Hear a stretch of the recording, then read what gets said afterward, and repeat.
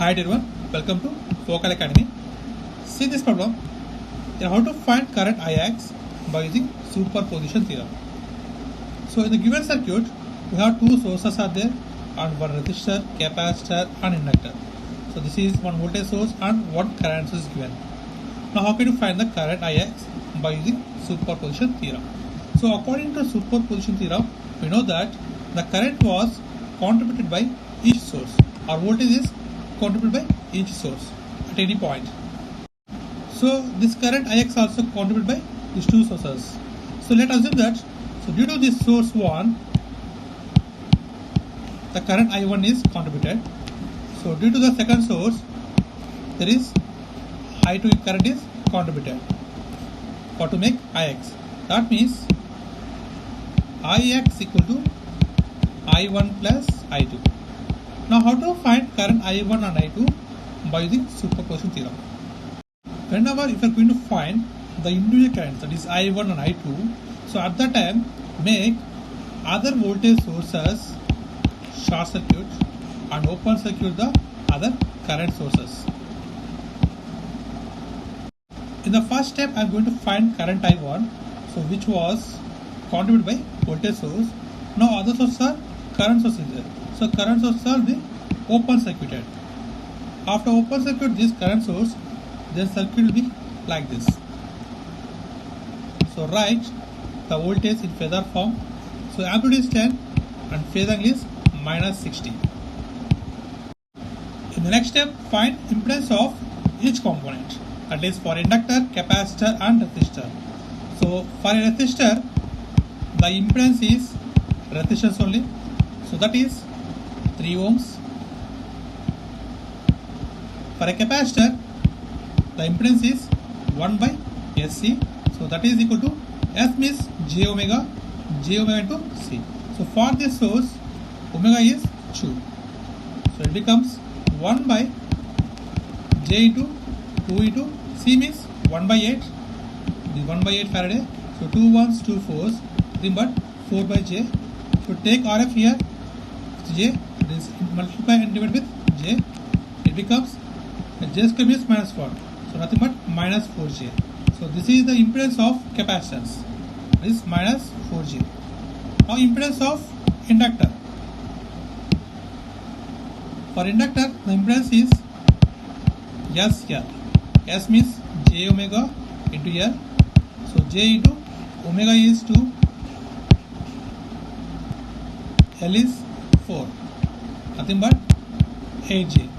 So this is the inductor impedance. Now we can easily find current I in the circuit. So that is I1. So here the current is given like this. So this is the current direction it was given. So in this loop the current is I1 due to this source. The current direction is like this. So for the voltage source the current direction is plus 2 minus. So both are matched. No need to take negative value. Now find the impedance for this circuit. So impedance of the circuit, that is overall impedance equal to impedance of resistance plus impedance of capacitance, next impedance of inductor, that is Hg. Because three impedances are in series, so their overall impedance equal to sum of their impedances. So it becomes Zt equal to 3 plus 4j. Now according to Ohm's law, we know that V equal to Iz. So from this we get current I equal to V by Z. So in this loop the current is I1. So V is 10, phase angle minus 60 degrees upon, and impedance is 3 plus 4j. So I1 we got 10 with phase angle minus 60 degrees upon 3 plus 4j. Next I am going to find current I2 due to current source.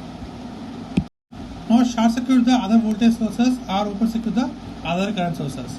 So only other voltage source is there. Let's short circuit it. Then the circuit becomes so like this. Now current having amplitude 5 with phase angle 10 degrees. Now find the impedances of three components due to current. For resistor, impedance is resistance only, 3 ohms. Next for capacitance, the impedance is 1 by SC, nothing but 1 by j omega into C is 1 by 8. Here omega means Q from the current. So it becomes 1 by j into 2 into 1 by 8. So nothing but minus 4j. This is minus 4j impedance. Now similarly find the impedance of inductor due to current source.